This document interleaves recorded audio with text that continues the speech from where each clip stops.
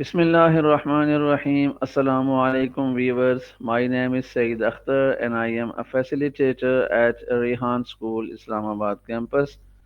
So today I am here with Maya to talk about my goal, that is to finish poverty. So let's start. Hello Maya. Walaikum salam, Saeed. Hi, everyone. Nice to meet all the weavers. Happy to be here discussing such an important goal with you all. Let's do Okay. this. First, thank you very much for joining here on my stage here on my show to just talk about. So let me start. So my first question is, how does education help in ending the poverty? All right, straight in with the big questions. Education's a huge piece of the puzzle, right? It equips people with skills, not just reading and writing, but critical thinking, problem solving.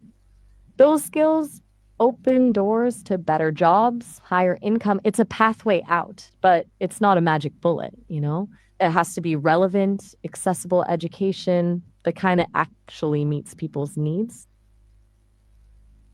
All right. You Okay. still Okay, so which kind of education is best and which kind of education helps to ending the poverty? That's a good distinction. It's less about best education, more about the right kind for the situation.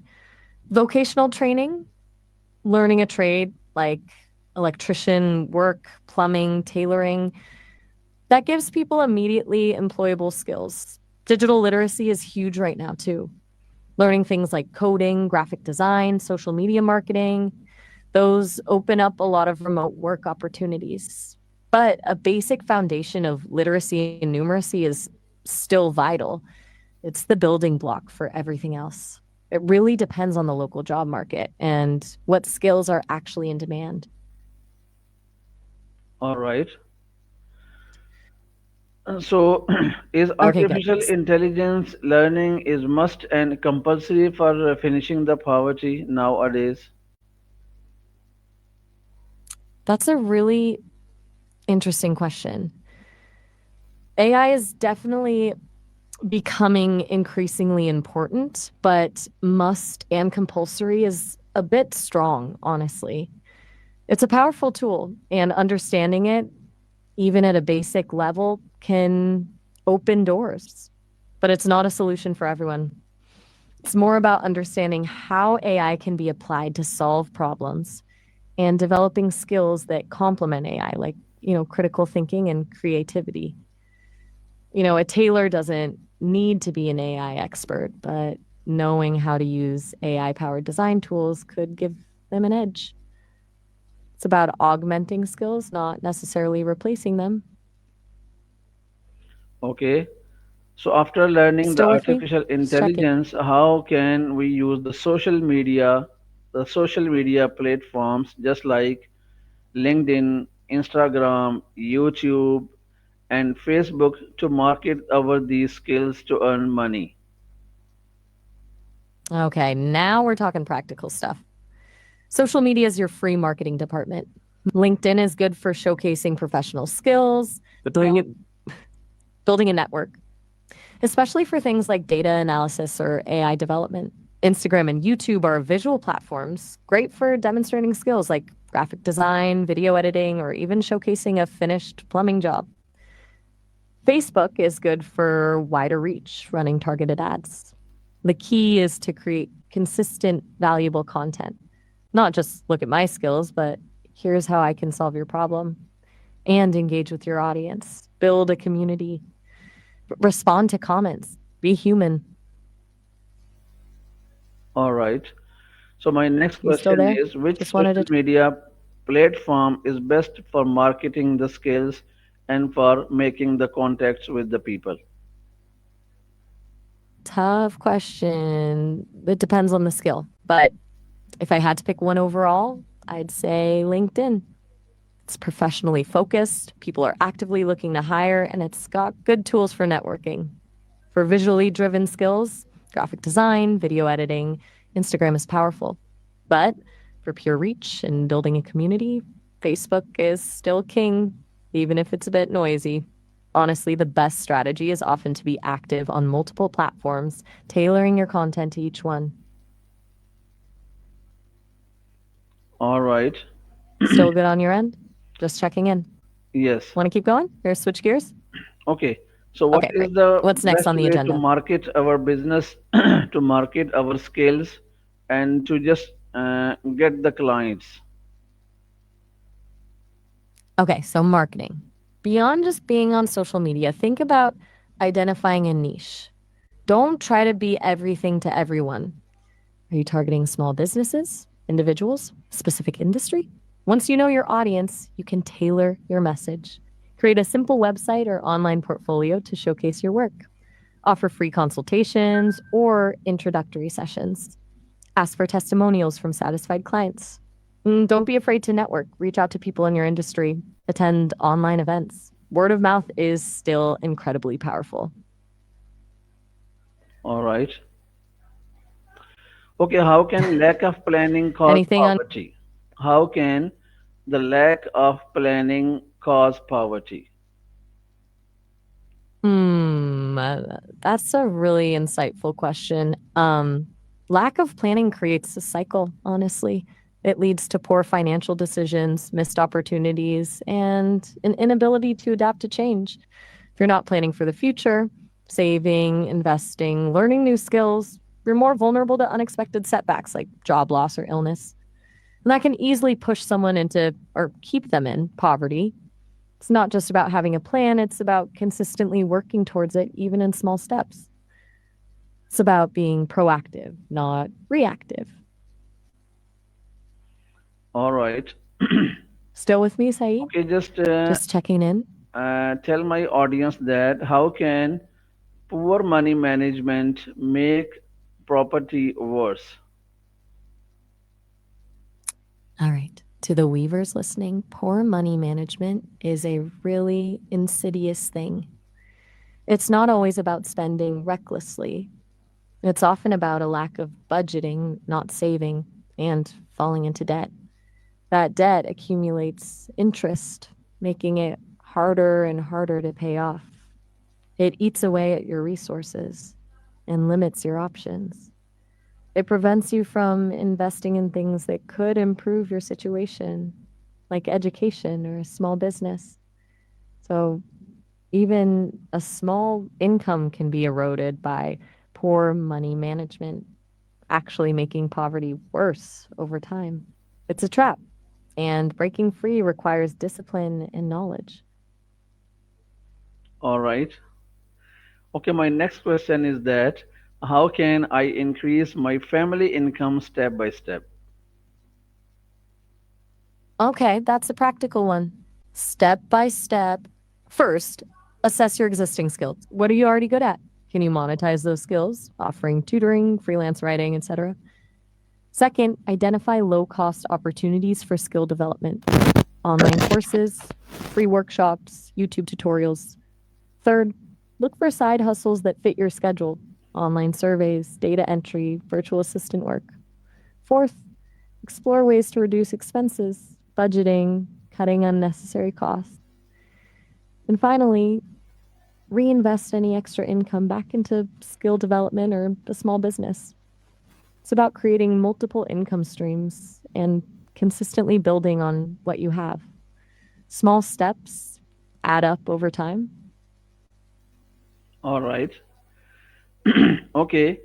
For a person that the prices of everything now increasing day by day, inflation is becoming, and so in these conditions, how can one save some money?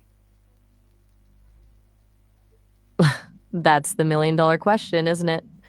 Inflation's brutal. The first thing is to prioritize needs over wants. Really scrutinize your spending. Where can you cut back? Look for cheaper alternatives to everyday items. Bulk buying can sometimes save money, but only if you're sure you'll use everything before it expires. And importantly, look for ways to increase your income. Even a small side hustle can help offset the rising costs. It's about being resourceful and adaptable. It's tough, but it's possible. Focusing on essential spending and finding extra income are key. All right. Okay, so You please still with me, Saeed? yes, tell me and my audience that how can we save money with the very, very small income? All right, Weavers. This is a crucial one. Saving with a very small income feels impossible, but it's about mindset and tiny habits. First, track every penny. Know exactly where your money is going. Second, set a small savings goal. Even $1 or $2 a day adds up. Third, automate your savings if possible. Set up a small automatic transfer to a savings account. Fourth, look for free or low cost entertainment, parks, libraries, community events. And finally, avoid debt. It's a trap. Every small saving is a victory. It's about building the habit of saving, even when it feels like you have nothing left to spare. It's about delayed gratification, sacrificing something small now for a bigger reward later. All right. Okay, my question is that I am learning now the artificial intelligence, but my wife is not be able to learn this skills and these skills and artificial intelligence. So how can I inspire her to join this mission and to just to learn the artificial intelligence? That's a good question. It's tricky to motivate someone who's hesitant. Don't push it as you need to learn AI, but focus on how it can help her achieve her own goals. Does she have a hobby she could enhance with AI? Maybe using AI image generators for crafts or AI writing tools for a blog. Frame it as a way to make her life easier or unlock new opportunities, not as something she has to struggle with. Start with small, beginner friendly resources. And most importantly, learn alongside her, offer support and encouragement, celebrate small victories, make it a collaborative effort, not a lecture. Sometimes showing her how it can directly benefit her is more effective than telling her why she should learn it. Yes, because Still going strong? yes, because I think if I am learning alone, I am earning alone, and there are four peoples are just they are not earning. So if she starts earn, so that will be the double team. We will work as a teamwork. So when we will work together, so we can earn together and we can earn more and more. So that's why what are the reason and what are the explanation should I tell her to just start learning artificial intelligence? Sure, spot on about the teamwork angle. That's a really powerful argument. Tell her it's not just about learning a skill, it's about building a shared future. Explain that AI isn't necessarily about becoming a coder. There are plenty of roles where she can leverage AI without needing a technical background, like using it for marketing, content creation, or even customer service. Highlight the flexibility it offers. She can potentially work from home and set her own hours. Emphasize that learning together will make it more fun and less daunting. And remind her that even a small income boost can make a big difference for the whole family. Focus on the potential for financial independence and shared success. That's a compelling message. All right. So my next question is that how can teamwork in family reduce poverty faster? Um, Teamwork in a family is like a force multiplier against poverty, and everyone contributes, even in small ways. It creates a stronger safety net and unlocks more opportunities. Sharing resources, childcare responsibilities, and household tasks frees up time for each person to pursue income generating activities. Pooling income allows for better budgeting and saving. And crucially, it creates a supportive environment where everyone feels valued and empowered. It's about recognizing each person's strengths and working together towards a common goal. It's not just about the money, it's about the shared sense of purpose and resilience. A united front is much harder to break than an individual struggling alone. All right. Thank you, Maya, very much for joining here in my today's session. So now I have to wrap up my this session. So viewers, this was my talk about finishing the poverty with Maya. I hope you like our this conversation. So see you with another session on the same topic. So till then, take care of yourself. Pakistan Zindabad. Allah Hafiz. You're very welcome, Saeed. It was a really good conversation. Glad I could join you in the Weavers today. Looking forward to the next session. Take care and Allah Hafiz. Pakistan Zindabad.